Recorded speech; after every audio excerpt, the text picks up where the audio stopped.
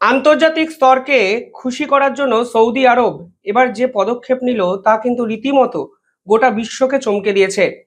ঐতিহাসিক সময় ধরে চলে আসা কাফেল সিস্টেম, যা তারা এবার অবলুপ্তিকরণের পথে কিন্তু নিয়ে গেল, এবং যে পদক্ষেপ তারা নিল তা নিঃসন্দেহে সৌদির ভবিষ্যৎকে বদলে দিতে পারে। এবং এর জন্য আজকে দেশ বিদেশের বিভিন্ন মিডিয়া এই খবরকে প্রচার করছে। এবং এই খবরের পিছনে যে প্রশ্নটা আমাদেরকে সকলের সামনে তুলে দেয় তা হলো যে 26 লক্ষ ভারতীয় যারা এই মুহূর্তে সৌদিতে বিভিন্ন রকম পেশার সঙ্গে যুক্ত, তাদের সুবিধা হবে নাকি তাদের অসুবিধা হবে। আমি ডিটেইলিং এই ভিডিওতে আলোচনা করব, তাহলে আপনারা নিজেরাও বুঝবেন আসলে ভারতের সঙ্গে সৌদির যে বর্তমান সম্পর্ক তা এই কাফেল সিস্টেমকে অবলুপ্তিকরণের মাধ্যমে সৌদি কিন্তু অন্যদিকে ঘুরিয়ে দেওয়ারও কিন্তু চেষ্টা করলো, যা নিঃসন্দেহে সৌদির পক্ষ থেকে অত্যন্ত গুরুত্বপূর্ণ একটি পদক্ষেপ। কাফেল সিস্টেমটি কি? দেখুন, এই মুহূর্তে যদি কোনো ভারতীয় সৌদিতে যেতে চাইতেন, তাহলে সৌদির একজন স্পন্সর কিন্তু ধরতে হতো তাকে। অর্থাৎ একজন সৌদির নাগরিককে পাকড়াও করতে হতো, যাদের মাধ্যমে সৌদিতে বিভিন্ন রকম কর্মকাণ্ডে নিযুক্ত হতে পারতেন ভারতীয়রা। অর্থাৎ এই পার্টিকুলার সৌদির নাগরিক হতো সেই ভারতীয় স্পন্সর বা এমপ্লয়ার, মানে তাকে চাকরিটি দিয়েছেন সৌদির নাগরিক। সৌদির ভাষায় একে বলা হয় কাফেল। অর্থাৎ আপনি কোথায় চাকরি করবেন, আপনার যদি চাকরি পরিবর্তনের কোনো ইচ্ছা থাকতো, কিংবা আপনি যদি ভারতে ফিরে আসতে চাইতেন, কিংবা ফের যদি ছুটি কাটিয়ে ভারত থেকে সৌদিতে যেতে চাইতেন, সমস্ত কিন্তু কন্ট্রোল করত এই কাফেলরাই, অর্থাৎ এই স্পন্সররাই। ফলে আপনাকে প্রতি মুহূর্তে পারমিশন নিতে হতো, কখনো কখনো পাসপোর্ট আপনার জমা নিয়ে নেওয়া হতো, এবং আপনি ইচ্ছে মতো নিজের মতো করে সৌদিতে কিন্তু বাঁচতে পারতেন না। কিছুটা স্লেভারি অর্থাৎ কৃতদাস প্রথা সৌদিতে চলতো, তা বিভিন্ন সময় আন্তর্জাতিক স্তর বলেছে শুধুমাত্র এই কাফেল সিস্টেমের জন্য। আপনি আপনার পছন্দ মতো জীবন কাটাতে পারছেন না অন্য একটি রাষ্ট্র, আপনি নিজের মতো করে কাজ করার চেষ্টা করছেন, কখনো ওভারটাইম করে নেওয়া হতো, পয়সা দিত না, কখনো ন্যায্য পয়সাও আপনাকে ফেরত দেওয়া হতো না, থাকার জায়গা দিত না, এবং জোর করে আপনাকে বলপূর্বক কিছু কাজ করিয়ে নেওয়ার প্রবণতা তৈরি করা হতো, কারণ আপনার পাসপোর্ট জমা রাখা হতো, আপনি যখন ইচ্ছা আপনার দেশেও ফিরতে পারতেন না। অর্থাৎ সব মিলিয়ে ফরেন ওয়ার্কার্সদের সঙ্গে কিন্তু অত্যন্ত খারাপ আচরণ সৌদির পক্ষ থেকে করা হতো, যা বিভিন্ন সময় বিভিন্ন সংবাদপত্র প্রকাশিত হয়েছে। এতে কি হতো? এতে আপনাকে এক্সপ্লয়েট করা হতো।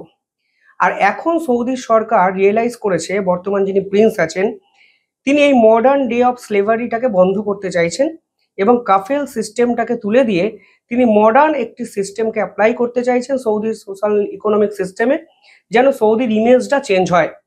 সৌদির ইমেজটা এই মুহূর্তে চেঞ্জ করা কেন প্রয়োজন? দেখুন, একটি রাষ্ট্র শুধুমাত্র একটি সোর্স অফ ইনকামের উপর বেঁচে থাকতে কিন্তু পারে না। সৌদির প্রধান সোর্স অফ ইনকাম কি? তেল। কিন্তু দিনের পর দিন তেল বিক্রি করে একটা রাষ্ট্র আজ থেকে 500 বছর পরেও এই পৃথিবীতে বেঁচে থাকবে, এই সম্ভাবনা কিন্তু খুব একটা বিশেষজ্ঞরা দেখান না। তাই সৌদি সরকার এখন নতুন নতুন রেভিনিউ জেনারেট মডেলগুলো কিন্তু খুলতে শুরু করেছেন। এর জন্য প্রয়োজন ইনভেস্টারকে অ্যাট্রাক্ট করা। কিন্তু সৌদির যে ইমেজ, সেই ইমেজে কিন্তু বহু দেশ বিদেশি ইনভেস্টাররা সৌদিতে ইনভেস্ট করতে ভয় পান। বিভিন্ন কারণে এমন কিছু জটিল ব্যবস্থা সৌদিতে ইমপ্লিমেন্ট করা আছে, যা আসলে সৌদির নেগেটিভ ইমেজকে তৈরি করছে। ফলে বর্তমানে সৌদির প্রিন্স এই মুহূর্তে একটি কন্ট্রাক্ট বেস এমপ্লয়মেন্ট সিস্টেমকে ইমপ্লিমেন্ট করতে চাইছেন, যার ফলে এই স্লেভারি প্রথা তো বন্ধ হবেই, উল্টে সৌদির মার্কেটে রেভিনিউ জেনারেট নতুন মডেল তৈরি হতে পারে, যেন দেশ বিদেশের ইনভেস্টাররা আসেন, সৌদিতে ইনভেস্ট করেন। এবং আরো একটা ইম্পর্টেন্ট বিষয় আমি বলি, 2034 সালে সৌদি আরব কিন্তু ফিফা ওয়ার্ল্ড কাপ অর্গানাইজ করছে। ফলে এই ওয়ার্ল্ড কাপ অর্গানাইজ করার সময় সৌদিতে কিন্তু দেশ বিদেশের আন্তর্জাতিক স্তরের বহু মিডিয়া যাবে। ওয়েস্টার্ন মিডিয়া, ভারতের মিডিয়া, সৌদির মিডিয়া, মিডল ইস্টের মিডিয়া, তারা থাকবেন। ফলে এই সিস্টেমকে যদি সৌদি এখনই অবলুপ্তকরণ না করে, তাহলে কিন্তু হতে পারে 10 বছরের মধ্যে এই সিস্টেম মহামারীর আকার ধারণ করবে এবং সৌদির ইমেজ সম্পূর্ণভাবে ব্যর্থ হবে। কাতার ওয়ার্ল্ড কাপের সময় কিন্তু আমরা এরকম একটা চিত্র দেখেছিলাম। এবং এই কাফেল সিস্টেম শুধু সৌদিতে নেই, মিডল ইস্টের বহু রাষ্ট্রে আছে, যার মধ্যে কাতার, বাহারিন, কুয়েত, ইউএই, ওমান, এই সকল দেশেও কিন্তু আছে।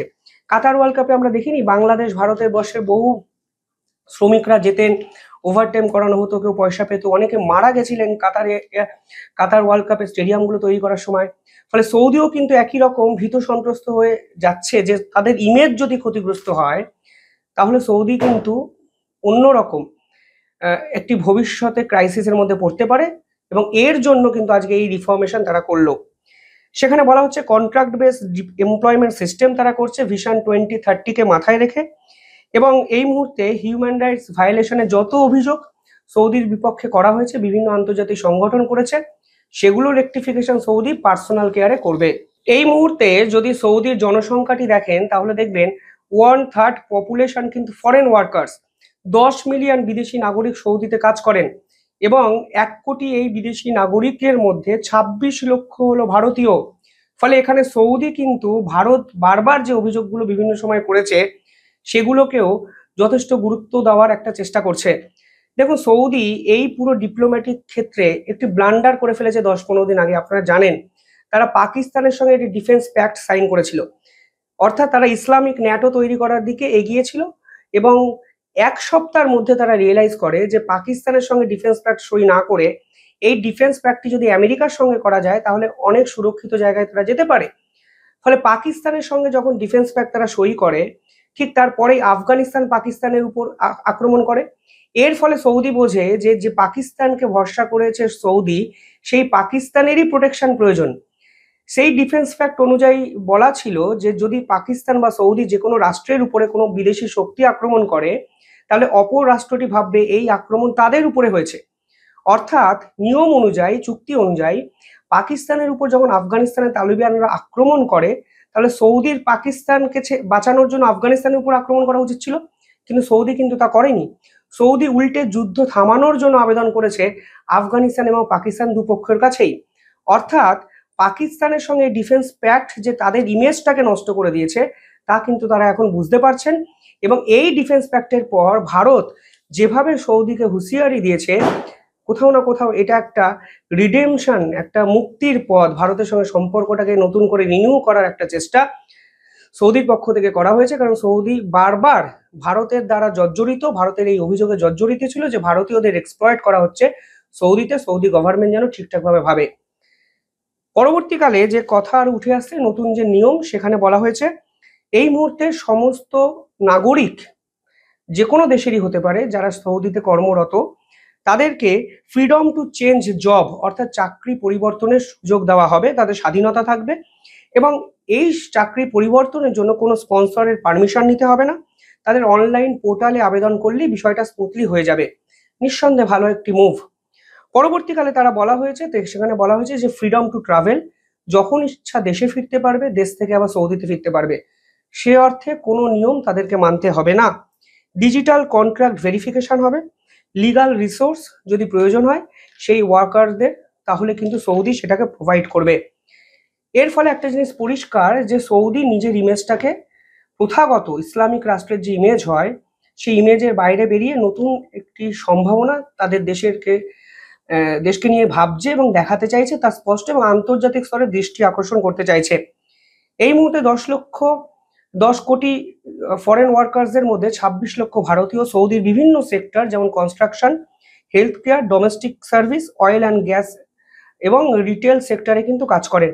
ফলে বলা বাহুল্য এই 26 লক্ষ ভারতীয়দের জন্য কিন্তু এক নতুন দরজা খুলে গেল, এবং তাদেরকে আর ভয়ে ভয়ে থাকতে হবে না।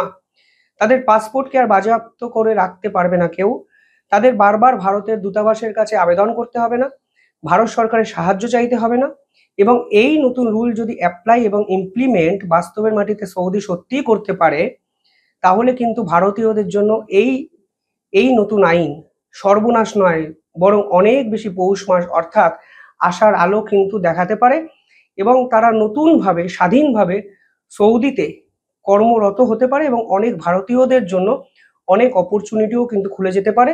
কারণ তাদের উপর থেকে বা তাদের পায়ের মধ্যে যে বেড়িটা বাঁধা ছিল সেই বেড়ি কিন্তু এবার সৌদি সরকার ছিন্ন বিচ্ছিন্ন করে দিচ্ছে। ভারতের সরকারের কি করা উচিত, বিভিন্ন জায়গায় বিভিন্ন আর্টিকেল প্রকাশিত হচ্ছে, সেখানে বলা হচ্ছে যে ভারতীয় নাগরিকদের অ্যাওয়ারনেস বৃদ্ধি করা উচিত সরকারের পক্ষ থেকে। যারা সৌদিতে যাচ্ছেন বা যেতে চাইছেন তাদেরকে প্রত্যেকটি নাগরিককে নিয়ম নিষ্ঠা রুল, অন্য দেশের কি করা উচিত এবং নতুন এই আইন এর সম্পর্কে প্রথাগত বা পুঁথিগত জ্ঞান ভারত সরকারের পক্ষ থেকে দেওয়া উচিত, যেন এরা কোনো রকম বিপদে না পড়ে। এবং ইন্ডিয়ান এম্বাসি এক্ষেত্রে অনেক বেশি অ্যাক্টিভলি কাজ করতে পারবে, কারণ সেক্ষেত্রে প্রথাগত ঐতিহাসিক যুগের কোনো নিয়ম বাধা বা মানার জন্য আর ভারতের দূতাবাসও বাধ্য থাকবে না। ফলে নিঃসন্দেহে একটা নবজাগরণ সৌদিতে আসতে চলেছে, যা নিয়ে আন্তর্জাতিক স্তরে বিভিন্ন ক্ষেত্রে লেখালেখি হচ্ছে। এবং এই নবজাগরণ সত্যি যদি বাস্তবের মাটিতে ইমপ্লিমেন্ট করতে সৌদি সরকার পারে, তাহলে কিন্তু সৌদির ইমেজ যে শুধু বৃদ্ধি পাবে তা নয়, ভারত এবং সৌদির সম্পর্ক আগের থেকে অনেকটা বেটার হবে। আপনারা কিভাবে দেখছেন পুরো বিষয়টি কমেন্টে জানাবেন। দেখতে থাকুন দ্য ইন্ডিপেন্ডেন্ট নেটওয়ার্ক। ধন্যবাদ।